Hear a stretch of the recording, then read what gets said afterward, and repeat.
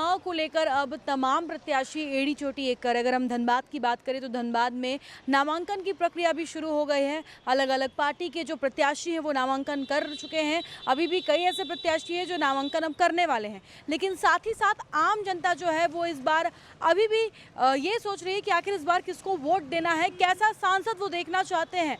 तो आइए, इस वक्त मैं मौजूद हूँ धनबाद वासेपुर के आड़ा मोड़ में और यहाँ पर हम आम पब्लिक से जानते हैं कि आखिर धनबाद में क्या है यहाँ की मूलभूत समस्या और इस बार वो कैसा सांसद देखना चाहते हैं। क्या लगता है उन्हें कि आखिर कैसा सांसद चुनने के बाद धनबाद की जो मूलभूत समस्या है उनसे लोगों को राहत मिले।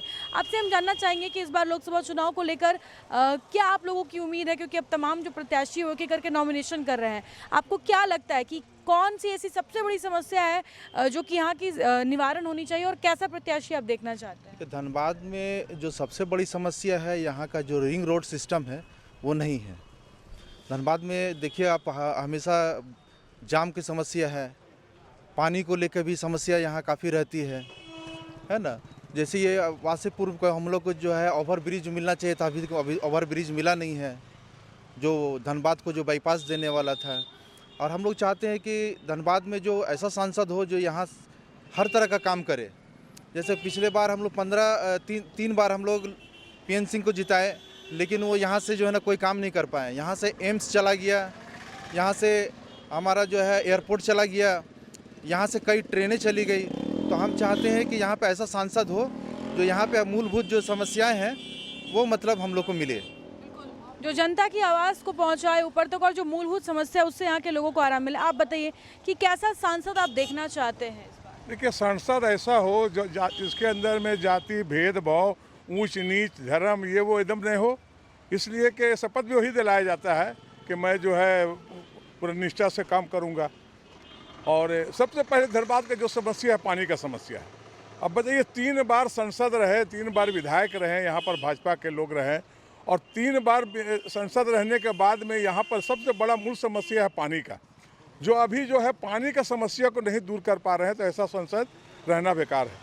सबसे पहले पानी का समस्या को दूर करें, उसके बाद में है जाम का समस्या। जाम का समस्या इस कदर है कि अगर कोई आदमी अगर बीमार पड़ जाए तो हमको लगता है कि रोड पर ही अपने दम, गाड़ी में ही अपने दम तोड़ देगा, हॉस्पिटल नहीं पहुंच पाएगा।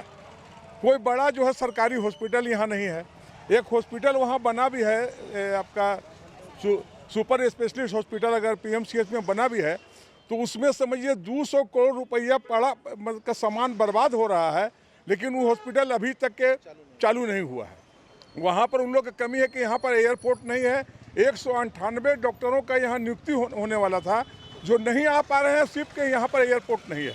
तो एयरपोर्ट की वजह से बहुत सा बड़ा काम जो है, बड़ा जो काम है वो नहीं हो पा रहा है। तो हम लोग चाहें कि ऐसा संसद हो जहाँ यहाँ पर एयरपोर्ट आए, यहाँ पर जाम का समस्या ख़त्म हो, यहाँ पानी का जो समस्या है वो ख़त्म हो, और लोग जो है पूरा भेदभाव से हट करके जो हिंदू मुस्लिम का एकता है वो एकता के साथ में सभी जाति धर्म मिल करके एक रहे। यही ऐसा संसद हम लोग चाहते हैं। एक ऐसे सांसद का चुनाव हो जो कि धनबाद की जो ये वर्षों से चली आ रही मूलभूत समस्या उससे निजात दिलाए। आप बताइए, आपके हिसाब से कैसा सांसद होना चाहिए और क्या है यहाँ की मूलभूत समस्या जिससे यहाँ के लोगों को निजात मिलना चाहिए? सबसे बड़ी समस्या मैडम ये है कि यहाँ ट्रैफिक का बहुत ख़राब सिस्टम है, और दूसरा कि नौजवानों का बेरोजगारी, जिसके चक्कर में नशा इतना ज़्यादा बढ़ गया धनबाद में, पूछिए मत, छोटा से लेकर बड़ा तक है। और तीसरा नंबर होना चाहिए कि हम लोग सांसद चाहिए कि हिंदू मुस्लिम को मिला के चले। ये देश धर्मनिरपेक्ष का देश है, साथ मिल के चले, मोहब्बत का पैगाम वाला। ये नहीं कि एक तरफा सिर्फ नफरत का बयानबाजी नहीं, हम लोग को मोहब्बत चाहिए। जो पहले था वो अभी चाहिए, जो हिंदुस्तान भर में कहीं भी सब खत्म होता जा रहा, तो वो मोहब्बत हमको कल वापस आ जाए, वही हमारी सबसे बड़ी बात होगी। ठीक है। और बेरोजगारी की समस्या भी सबसे बड़ी समस्या है। बेरोजगारी की जो समस्या है, जो नौजवान है उनका यही कहना है कि बेरोजगारी की समस्या से यहाँ के लोगों को निजात मिलना चाहिए। आप बताइए कि आपके हिसाब से कैसा सांसद होना चाहिए इस बार धनबाद में? देखिए, सांसद हम लोगों ने यहाँ पे कांग्रेस का भी देखा है और BJP का भी देखा है। और धनबाद में एजुकेशन जो है थोड़ा सा अभी भी बहुत ज़्यादा डाउन है, तो एजुकेशन में काम करने वाला सांसद होना चाहिए, जो कि जिस रेशियो में यहाँ पे आबादी है उस रेशियो में यहाँ पर उस तरह से कॉलेजेस नहीं है, और जो स्कूल्स भी हैं उनका जो मूलभूत सुविधा है उसमें है नहीं कुछ।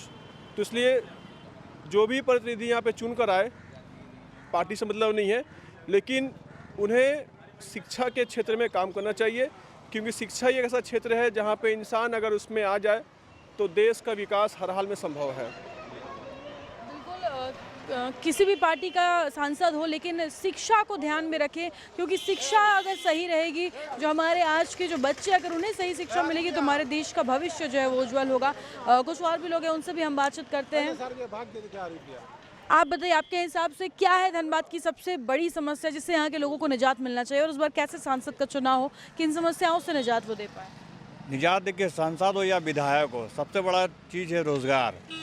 और युवा लड़का लोग रोज़गार के लिए भटक रहा है, जिसके लिए कहने का मतलब है इसका तो सबसे पहले सांसद लोग को सबसे पहले ध्यान देना चाहिए।